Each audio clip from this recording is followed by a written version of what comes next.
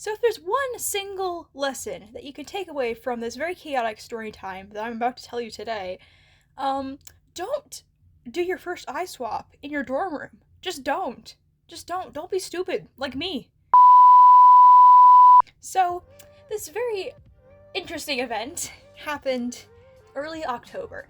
So it's a beautiful 3rd-ish of October. It's either the 3rd or the 4th, I don't entirely remember. At that point, Lila had just released, and everybody on AGIG was all upset, like, what? Cubby's Year was still on and continuing. Why are we releasing a new Girl of the Year when Cubby's Year isn't even over yet?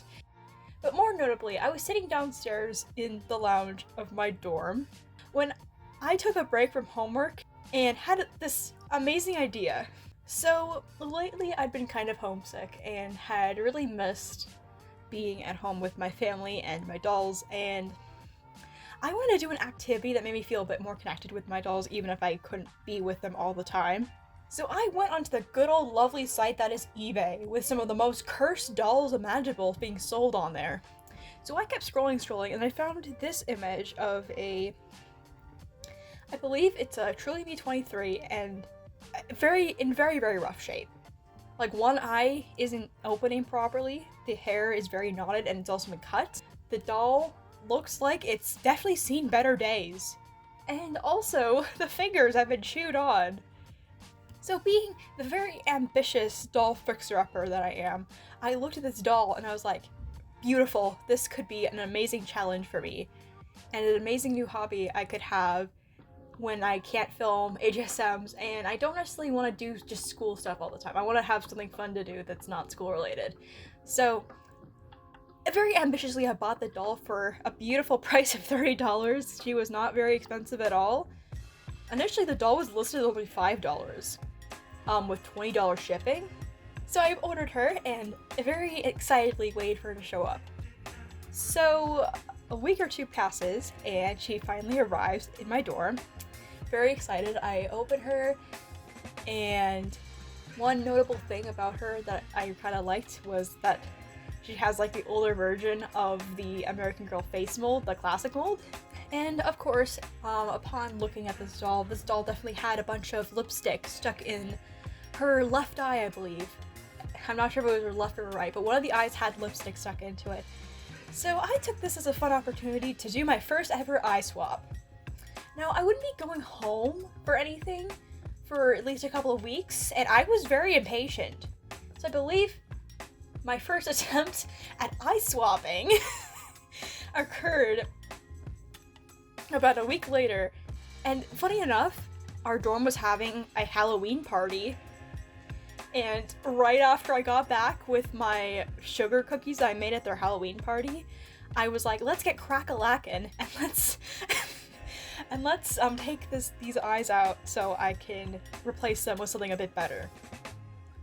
As you can see from some of the footage, it did not go very well. So I've never eye swapped dolls before, if you didn't know already. So normally when I would do things like eye swap or restraining, where I'd have to heat up a doll part and make it all soft and squishy, usually I'm at home and usually I have access to things like a steamer, or what we have is a tea kettle where you plug it in, you put water in, and it boils it, and you can just pour it in very easily. I didn't have that in my dorm, so I had to do the next best thing. I had a mug that I used for coffee and tea, and I also had a coffee machine that could dispense boiling water. So the first attempt, I actually used the coffee machine and poured a little water into a coffee cup to make the head soft enough so I could be able to take the eyes out.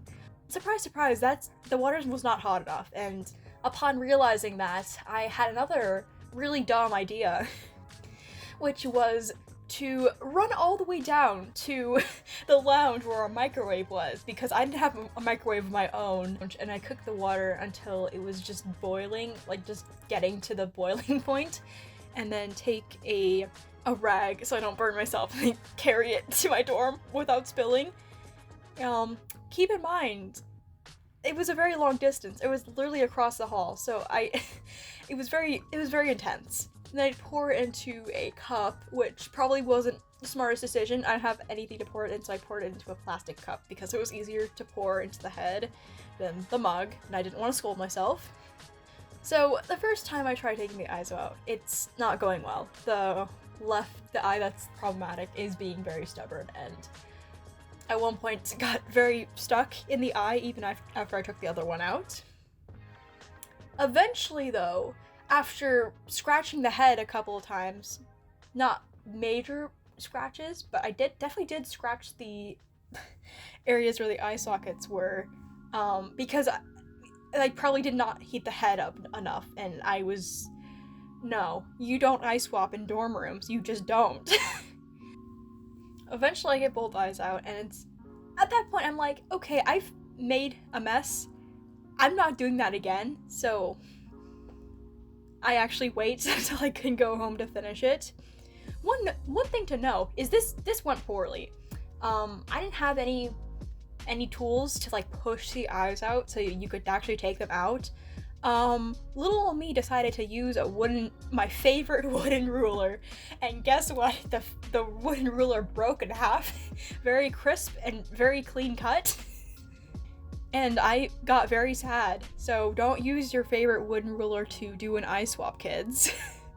So after that fiasco, I ordered new eyes and they came in the mail, and I was able to finish it, or at least get to a point of finishing it during Thanksgiving and winter break. And although it was a little stressful putting the eyes in for the first time, I probably chose the worst set of replacement eyes for my very first eye swap. Because normally people would get like, I think it's like the Etsy shop's called like Be Beauty something for the eyes because theirs are a bit smaller. I just went with Doll of a Kind's Etsy shop. Nothing against this Etsy shop in particular. They were really nice and beautiful eyes when I finally put them in. But they were kind of big. So initially they came in a bit crooked and I needed a tool to try and adjust them. So once again, I broke yet another thing when trying to do this eye swap. I used an old cuticle pusher, but that broke very easily and it's now in 2 pieces. So that's fun. So then I had to buy a new cuticle pusher, only for the Amazon shop where I ordered the cuticle pusher from I mean, it's not their fault, but my package got lost, so I had to order another one. And by the time it came, it was already winter break.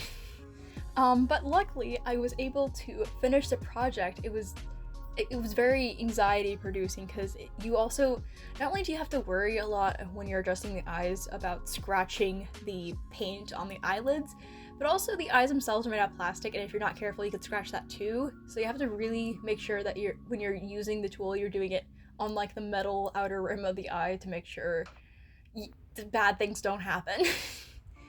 But anyway, very chaotic story, but now I know how to do an eye swap, and I will proudly say I'm never doing that ever again.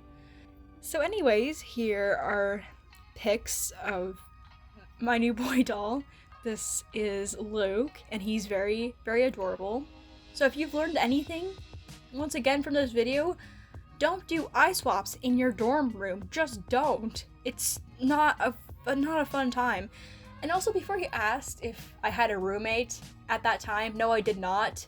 It probably would have been even worse if I had an actual roommate, because there were points where I just had parts and pieces of the doll over my dorm.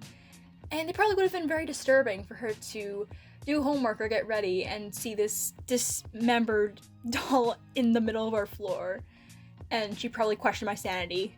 Anyway, thank you so much for joining me on this very wild and very chaotic story time. Sorry if this video is a bit rambly, a little more so than my other videos. This video was entirely unscripted because I wanted this story to sound as natural as possible. If you like videos of this sort of chill, unscripted nature, comment below. Also, comment below any of your chaotic customization experiences so we can laugh at ourselves together. Anyways, thank you so much for watching and have a lovely, lovely Saturday.